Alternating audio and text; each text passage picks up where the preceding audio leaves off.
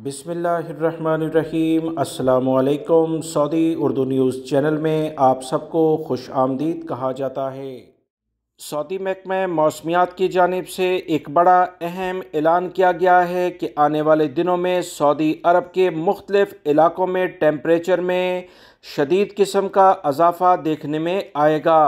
50 degree से ज़्यादा temperature मुख्तलिफ इलाकों में बढ़ने का इम्कान जाहिर कर दिया गया है। इंटरनेशनल मीडिया ने यूरोपीय ममालिक में टेम्परेचर में मुसलसल इजाफे को रिकॉर्ड किया है। यूके, फ्रांस और दीगर इलाकों में भी 40 डिग्री तक टेम्परेचर पहुंचा है और सऊदी अरब, जो कि गर्म तरीन इलाकों में शुमार होता है, यकीनी तौर पर यहाँ पर भी दर्जा हरारत यानी टेम्परेचर में इजाफा देखा जा सकता है।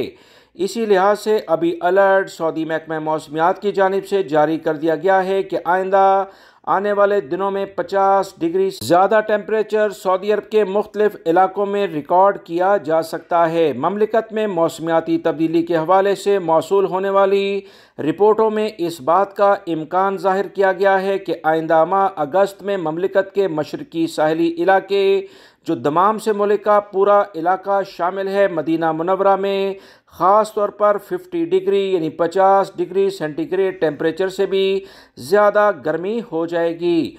सऊदी महकमा मौसमियात के तर्जुमान की जानिब से मज़ीद कहा गया कि मौसम के हवाले से बाज़ नक्शों में गलत बातों की निशानदेही की गई, जिसमें यह दिखाया गया कि 50 साल बाद टेम्परेचर 60 डिग्री तक पहुंच जाएगा। ये दुरुस्त नहीं, क्योंकि इतनी गर्मी में किसी भी जानदार का जिंदा रहना बहुत ज़्यादा मुश्किल हो जाएगा। 50 सेंटीग्रेड से 52 तक टेम्परेचर जाने का इस वक्त इम्कान है। तमाम लोग एहतियाती तदाबीर पर अमल करें। वीडियो लाइक करके शेयर भी कीजिएगा। अस्सलामु अलैकुम।